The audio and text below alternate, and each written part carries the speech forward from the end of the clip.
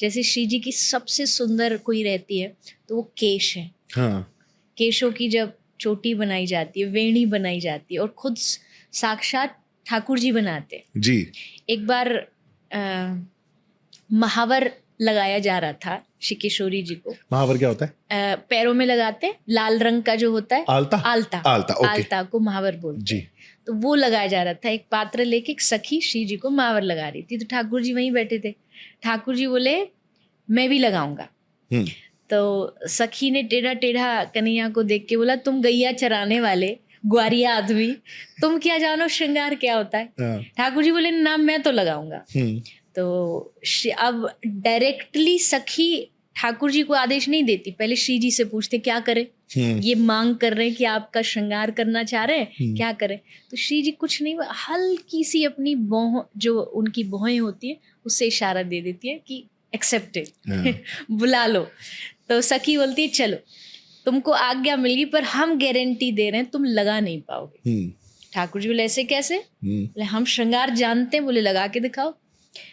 तो आए ठाकुर जी, एक हाथ में उन्होंने वो आलता महावर का पात्र लिया, एक हाथ में श्री जी के चरणों को लिया, और जैसे चरणों को हाथ में लिया उनके पूरे शरीर में रोमांच, रोंगटे खड़े हो गए, हाथ कांपने लगे, पात्र जो है वो नीचे गिर गया, शरीर आंख से झरझर आंसू बह रहे, भूल गए कहाँ कौन सी दुनिया में हूँ, आंखें बंद होती चली गई। जैसे पात्र गिरा, सखी भाग के उन्होंने पात्र को पकड़ लिया, पकड़ के हिलाया तो एकदम से शरीर, क्योंकि स्पर्श, प्रेम में स्पर्श जैसे हुआ श्री जी का, तो सब कुछ भूल गए। तो पकड़ करके उनको हिलाया। अब श्री जी सामने बैठी हैं, ठाकुर जी का शरीर रोमांचित हो रहा है। एक सखी बोली लाओ मैं लगाती। अब उस सखी ने महावर लगाना शुरू किया, आलता लगाया, एक चरण में लगाया, दूसरे तक भी नहीं पहुंच पाई, उसकी भी वही हालत हो गई। कहते हैं ना जैसे करंट हुआ, आप छुओ तो वो पास होता है, तो शरीर में श्री जी का वही शक्ति है, वही प्रेम की शक्ति है। थोड़ी देर बाद उसको भी जगाया गया। अब उसने पूछा मैंने एक चरण में तो लगा दिया, एक में नहीं लगाया, पर पता नहीं चल रहा कौन सी में लगाया कौन सी में नहीं, कैसे पता लगाएं? बोले आलता का रंग तो दिखता है, लाल होता है। उसने कहा नहीं, श्री जी के चरणों का और आलते का रंग एक जैसा, क्योंकि श्री जी के चरण एकदम बिंब लाल फल जैसे हैं, एकदम गोरे गोरे चरण हैं। तो फिर एक ने कहा एक काम करो, कैसे डिसाइड करें निर्णय की एक में लगा एक में नहीं। बोली दोनों चरणों को हाथ में लेके देखो, जो भारी है समझो उसमें आलता लगा है। मतलब आलते का रंग भी श्री जी के चरणों में लगता है तो उससे भी चरण भारी हो जाते, इतने कोमल श्री किशोरी जी के चरण। तो ये श्री जी के श्रृंगार। और दूसरी जो आपने कहा कि इशारा, हाँ, संकेत हर लीला में होता है।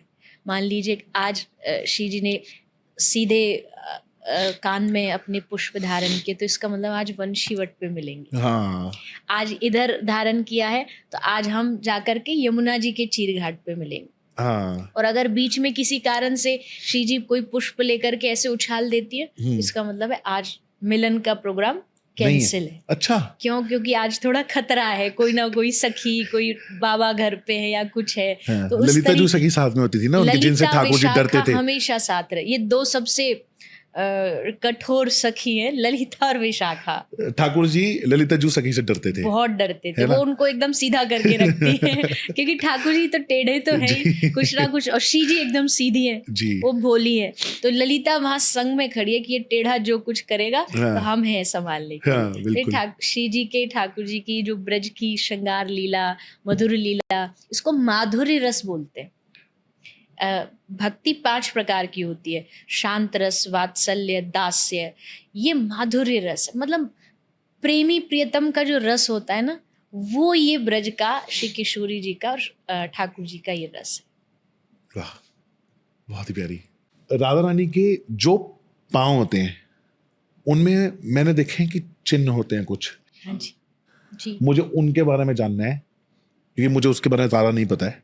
वो हर चिन्ह क्या है और वो क्यों है? ठाकुर जी और श्री जी दोनों के चरणों में एक जैसे चिन्ह होते हैं, जैसे शंख का हुआ, ध्वजा का हुआ, अंकुश का हुआ। इनकी पूरी एक गिनती है कि ठाकुर जी के दाएं चरण में बाएं चरण में कितने हैं। मुख्य रूप से हैं तो बहुत सारे, वो मुख्य रूप से 5 होते हैं। 5 जैसे श्री जी के चरणों में शंख है, अंकुश है। अंकुश का भाव ये होता है कि जैसे कोई मदमस्त हाथी घूम रहा हो तो उसको एक महावत अंकुश रखता है, उसको लेकर के उसे खींचता है अपनी ओर। तो श्री जी के चरणों के उस अंकुश का ध्यान करने से हमारा मन जो मदमस्त हाथी है, जो इधर उधर भाग रहा है, उसको खींच के श्री जी अपनी ओर लेकर के आती है। उसका भाव ये है। ध्वजा है, एक ध्वजा का चिन्ह है, उसका भाव भी ये है कि जैसे कोई भी विजय कहीं भी आपको प्राप्त करनी होती है किसी भी क्षेत्र में, तो उस चिन्ह का ध्यान करने से आपको हर क्षेत्र में, कोई भी कार्य में, भक्ति में आपको विजय प्राप्त होती है। तो ऐसे छोटे छोटे से भाव हैं।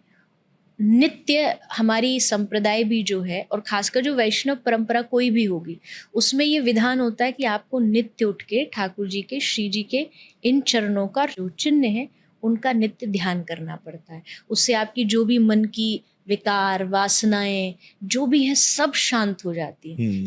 ठाकुर जी के, श्री जी के शरीर में सबसे सुंदर अगर कोई अंग है तो वो चरण है। उनका ज्यादा दर्शन भी कराया नहीं, जैसे बिहारी जी हो गए, बिहारी जी के चरण ढके रहते हैं, क्योंकि पता है ये पावर इतनी है कि झेल नहीं पाएगा, वोल्टेज बहुत है। तो वो कब वर्ष में एक बार अक्षय तृतीया को दर्शन होते हैं। तो ठाकुर जी के जब ऐसे, तो श्री जी के तो पूछो ही नहीं, वो तो फिर आउट ऑफ द यूनिवर्स है कि वहां तो ठाकुर जी देख के बेहोश हो रहे हैं, ठाकुर जी देख के मूर्छित हो रहे हैं। पर अगर फिर भी, जैसे आजकल टाइम ऐसा है कि सब कहीं ना कहीं चिंता में है, अशांति से भरे हुए हैं, डिप्रेशन में भरे हुए हैं, लेकिन एक बार श्री किशोरी जी के चरणों का अगर वो सुबह उठ के ध्यान कर ले, एक बार उनके चरणों को हृदय में बसा ले, उसके बाद कोई दुनिया की ताकत उसे हरा नहीं सकती। कहीं भी डर, कहीं भी परेशानी, विपत्ति दूर दूर तक भी नहीं, क्योंकि वहां यमराज को भी पता है कि इसके माथे पे आगे, इसके हृदय में राधा रानी की चरण है, तो हमारा कोई हक नहीं है इसके पास जाने। बिल्कुल। इतने कोमल और इतने पावरफुल, इतने शक्तिशाली श्री किशोरी जी के चरण होते हैं। तो इसका नित्य हर भक्त को, वैष्णव को ध्यान करना चाहिए। बिल्कुल।